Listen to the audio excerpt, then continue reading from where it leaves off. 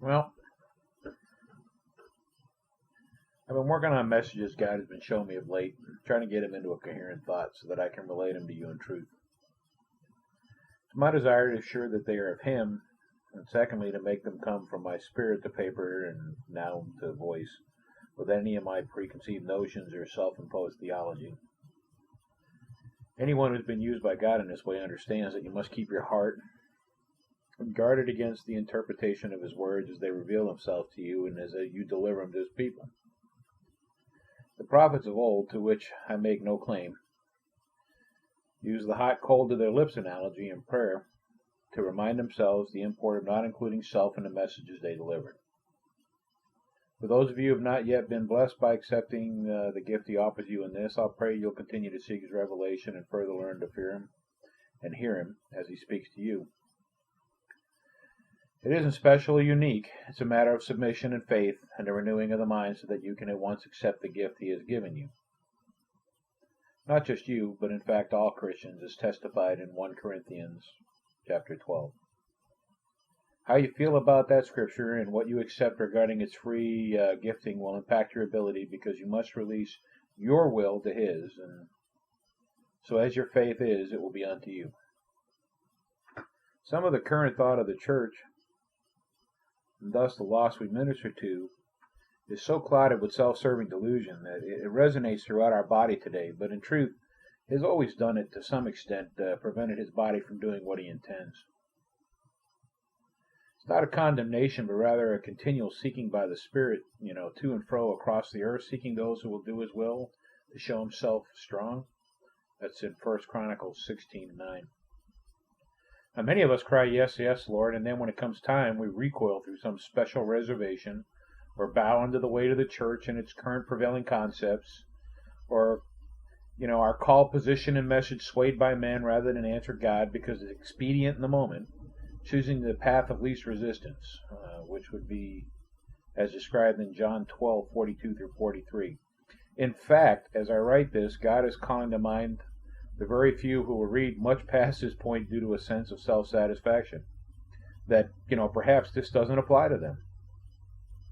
In truth, we all deal with this to a certain extent, as God warns us in His Word in 1 Samuel 16:7, Proverbs 12:8, and Proverbs 19:21. None of us perfect, but all being renewed as we submit to the Father. Again, do not assume condemnation. It's not of God. He doesn't do condemnation. But, it could be, if you're feeling something, it could be a result of conviction eventually, and that conviction could be being perverted by the devil because you allow it. I'm not going to waste any more time discussing the hearts of men. Each of you know your heart and will do what you will do regardless of this message. It remains your choice. So as your faith is able, let it be unto you. First, I think one must set a core of truth to know God's intention, what He declares as His will in any given event. The first truth, or at least one of the truth, the first one in this discussion, is simple, but still unaccepted by people who claim to have Jesus as Lord, and those who call Him false. It's kind of an overall scope thing. It's the simplicity of the message that most causes difficulty.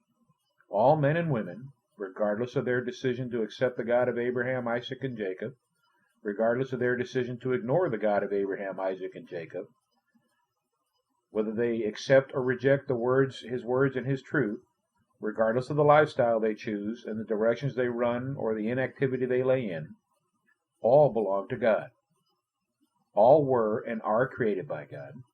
All were and are counted and known by God, regardless of their current position in relation to Him. God counts all His people precious, even His lost children. Second, the God of Abraham, Isaac, and Jacob created all men and women good. Regardless of your current position or actions, you were, and humans are, continued to be created good and perfect the moment of conception. When man and woman enters the earth, we were made good. You'll recall that when God rested, He saw that it was good. Man was part of that creation. Third, we're all created in the God of Abraham, Isaac, and Jacob's image and likeness. And as such, the God of Abraham, Isaac, and Jacob fully expects us to act as he would act, and to choose as he would choose. Fourth, from the moment of conception, we are availed all wisdom and information from God, the God of Abraham, Isaac, and Jacob, as well as every good gift. Every man and woman is filled by the God of Abraham, Isaac, and Jacob's ability and blessing according to his promise. The filling is a byproduct of the act of creation in his image and likeness. Fifth, God has communicated to us that there are no more swine on earth. God, through the offering of his Son Jesus, who gave his life as a sacrifice for all men and women, removed the label of swine from every human being, and thus rendered us all equal in his sight, once again to assure the God of Abraham, Isaac, and Jacob's truth that we were all his creations, and none preferred, but all cherished and all worthy of his salvation through him. There are many differing positions, many different opinions. You know, to say that you're with God, how can you say that you lack any gift or any good thing? And to remove the possibility of the blessing from any person, any human, is not yours to do. It's not even yours to state. It doesn't even agree with Scripture. Now, the sixth step is the one of man, right? Everybody wants to make six the number of man. That's fine. You can go with that. But funny enough, all the goodness and all the gifts and all the blessings of God can be rejected by man because he has free will. And I know that'll upset some of the Calvinists, but I imagine they'll get over it after a while. It's time to look at our current position in God. What do you lack? Is any gift not given you? What is the point of your need? You know, some will sit there and through their words, without intention, will call God a child molester, a murderer, an ill-conceived man's delusion. How can we possibly accept that image of God once we know it?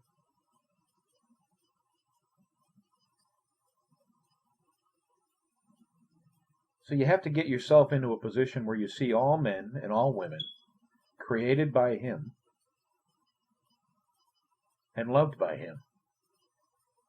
Even that 100th sheep that's out wandering around that God says we're supposed to leave the 99 to go after. You'll note that the scripture doesn't say go after the 100th pig or swine. Come on, guys. There's a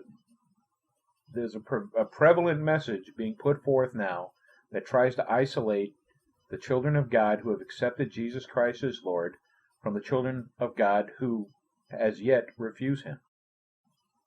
Nevertheless, we're all creations of the same God. Nevertheless, none of us are special, all are precious. Nevertheless, it's God's intention to have his Son have given his life for all men, especially those who believe. It's time to get our perceptions and our things into agreement with Christ's Scripture. I tell you what, it'll make witnessing to the lost a whole lot easier. It'll also mean that you can hang around with other Christians who you happen to have Jesus Christ as Lord in common, and while you arm wrestle and argue about all your philosophies and traditions of men not after Christ.